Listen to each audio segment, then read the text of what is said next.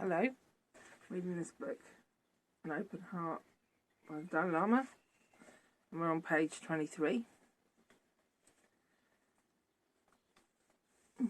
Sometimes we ignore people in unfortunate situations. This is very much my experience. I was in the NKT, and when I came out I was pretty destroyed by them. They'll probably tell you it's my fault.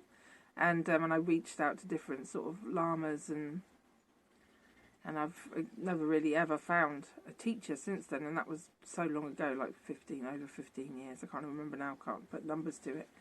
And so for all of this time, I've not been able to find a Lama. I think the first Lama that ever gave me any warmth at all was the Dalai Lama. I had to go and see him to talk about the NKT and my experiences with them. And he has literally the only Lama that has ever showed me any warmth at all. So I think if you can get into a situation where you are the untouchable and the the contaminated, where you are perceived to be by society or by a society nothing but a problem, and it can be pretty devastating to you. Although I get it, because people have got enough on without taking on a crying, broken-hearted person. When I travel through India by train, I see poor people and beggars in stations. I see people ignoring them and even bullying them. Tears sometimes come to my eyes. What do I do? I think that we should all develop the right kind of attitude when we come across such unfortunate situations. I also feel that too much attachment is not good. Sometimes I find that my Western friends consider attachment to be something very important. It is as if without attachment their lives would be colourless. I think we have to make a distinction between negative desire or attachment and the positive quality of love that wishes another person's happiness. Attachment is biased. It narrows our minds so that we cannot clearly see the reality of a situation, eventually bringing us unnecessary problems. Like the negative emotions of anger and hatred, attachment is destructive. We should try to maintain a greater sense of equanimity. This doesn't mean that we should have no feelings or be totally indifferent. We can recognise that one thing is good and another is bad, and we should then work to get rid of the bad and possess or increase the good. This doesn't mean that we should have no feelings and be totally indifferent. We can recognise that one thing is good and another is bad, and we should then work to get rid of the bad and possess or increase the good. This is a misconception in a lot of Buddhist circles, that somehow poverty is or a lack of ambition is okay. And then when you see a Buddhist with stuff, you start thinking, oh, well, they're not a real Buddhist, they've got stuff. But it is a personal practice, and if you're loaded, doesn't mean you can't be a Buddhist, even if we're all jealous.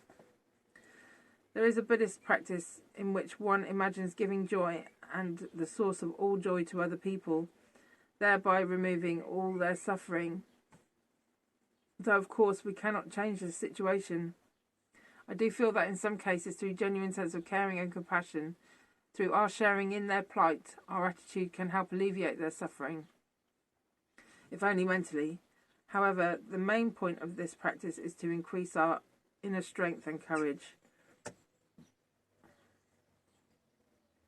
Well, the Dalai Lama, I was pretty finished off. I couldn't get back to an equilibrium of happiness because of what happened to me and losing my ordination. And the Dalai Lama, all he did was give me a hug and meet me in that loss, which really was quite profound. And because he met me in that loss and he said, I see you and the loss you've experienced, basically, with that hug, that ramifications of just that one action has been profound in my life, to the point where I've gone from not really, I literally didn't want to really meet the Dalai Lama. I only went along because I was worried about the effects this group was having on other innocent people and people he didn't know. And so I went along, and he gave me this hug, and then since then I have become a more stable person, less broken-hearted. And that's just one hug. So I really believe in the power of sincerity and love. I really do believe in that.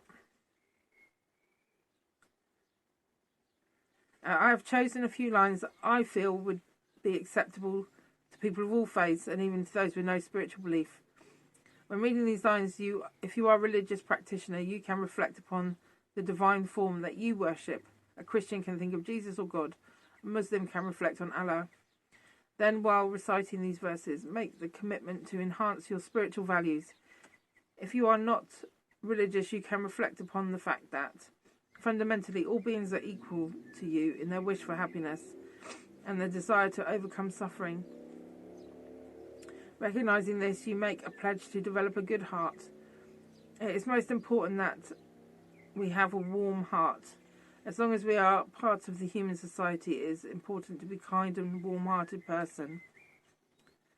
May the poor find wealth, those weak with sorrow find joy. May the forlorn find new hope, constant happiness and prosperity. May the frightened cease to be afraid, and those bound be free. May the weak find power, and may their hearts join in friendship.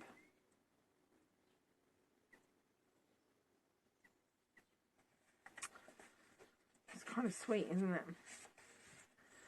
Okay, so that's the end of that first chapter, and the next chapter is the desire for happiness. So we'll start that on another video. Wow, I think that's enough for one day for me. My head's been blown apart doing these. Okay, thank you very much. Goodbye.